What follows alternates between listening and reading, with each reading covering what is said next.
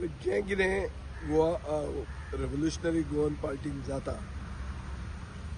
जे आतां डिव्हलपमेंट्स आहात ताका फायनॅलिटी आयल्या काय ना हें कळपाक म्हाका कसलोच म्हळ्यार म्हाका कसलोच चान्स मेळूंक शकना, कित्याक हांव तांचे बरोबर टचान ना.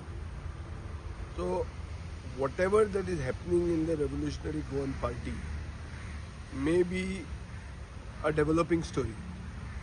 Finality, what it will be, whether it is actually getting broken or what, or whether it is a prank, nobody knows at the moment.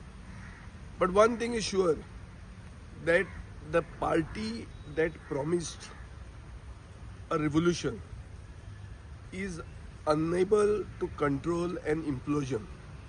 म्हळ्यार भितरल्यानूच जो भूकंप आयला तो हो पक्ष ह्या पक्षाक हालयला.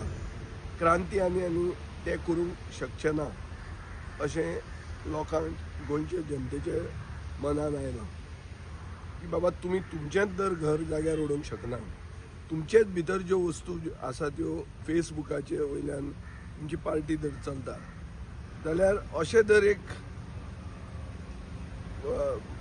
पोजिशन जाता की गोंय चलोवपाक तुमच्या हातान दिलें जाल्यार तुमी तें सगळें गोंयचे 12 बिरेस्तार करतले अशें गोंयकारांक दिसूंक लागलां. पूण ह्या गोंयकारांक हांव सांगूंक सोदतां की एक पक्षाक भितर जें कितें जालां ताजे खातीर रिजनलिजम म्हळ्यार क्षेत्रीय पार्टी ज्यो आहात तांच्यान त्यो आनी गोंयांत सत्ता घेवंक शकचे ना, वो सत्ता मेळ्यार गोंय बरे भशेन चलोवंक शकचें ना अशें निश्कर्शाचेर पावनाकात.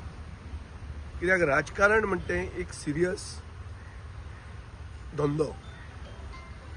हांव धंदो म्हणटा कित्याक इंग्लीश भाशेन बिजनेस म्हणटात. It's serious business. It is not something that you can react on social media. It cannot be something. Social media can be used as a medium to pass on a message to your voters. But social media cannot be by itself an means to an end. आणि सोशल मिडियाचेर तुवें म्हाका अशें म्हणलें, हांवें तुका अशें म्हणलें, ह्यो वस्तू जेन्ना भायर येवपाक लागता हें भुरगेपणां राजकारणांतली एक्सपोज जातात. आनी भुरगेपणां घेवन राजकारणान एक पर्यायी राजकारण आमी लोकां फुडें हाडूंक शकना. सो आमचोय पक्ष तांचे परस मातसो पोन्नो. आमच्याय पक्षान तरणाटे भुरगे आहा. आमच्याय पक्षान आमी म्हळ्यार ह्युमन्स, वी आर ऑल मनशाक सगळ्यांक फॉल्ट्स आसतात, इगो आसता, राग येता, हें आमकांय आहा. मे म्हयन्यान माय तापता म्हणटात तसो सगळ्यांच्या पक्षांनी आसूंक शकता. पूण you have to handle this internally. And if you can't handle it then it shows that you as an entity is not fit to be entrusted with the confidence and trust of a large section of voters.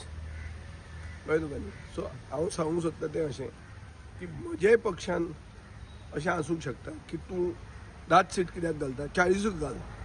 आमचे भितर लोक आहात सांगपी. सगळीच वस्तू हांव सांगता त्यो सगळे एग्रिएबल आसा अशें ना. There are many people where are dissenting voices in every party. But those dissenting voices are not heard by you, the media, because we know how to handle it. We know how to create a consensus. We know how to find the middle path. हें गरजेचें. आनी हें जेन्ना राजकारणान तूं करना तेन्ना तुजी इमॅच्युरिटी आनी देरफॉर अनसुटेबल टू गवर्न हें एक्सपोज जाता. आनी ताजे खातीर मागीर नॅशनल पार्टी येता आनी सांगतात पळय आमी इतले वर्सां सरकार चलयल्लो, वो आमकां इतले राज्यांनी आमचें प्रेझन्स आसा म्हणून आमीच ते चलोवंक शकता गोंय. तो नरेटीव मागीर सेट जाता. तो नरेटीव सेट जावपाची तशी गरज ना. आमच्यानूय गोंय चलोवं येता आनी क्लियर कट पॉलिसीज करून स्थानीक मनशाक प्राधान्य दिवपाच्यो पॉलिसीज आनी ईच अँड एवरी इशू म्हळ्यार कोळसो धर, जमीन धर, रिजनल प्लॅन धर, इको सेन्सिटीव झोन्स धर, रानां धर, मागीर कितें प्रदूशण धर, वेस्ट मॅनेजमेंट धर, लॉ एंड ऑर्डर धर, ह्या सगळ्या इश्यूजांक सोल्युशनां आसा आनी ही सोल्युशनां हाडूं येता आनी बरी इकॉनॉमी चलोवंक जाता आनी गोंयकारांक एक बरो सरकार दिवंक जाता. जो आज कॉक्रोच जनता पार्टी जो एक वाडटो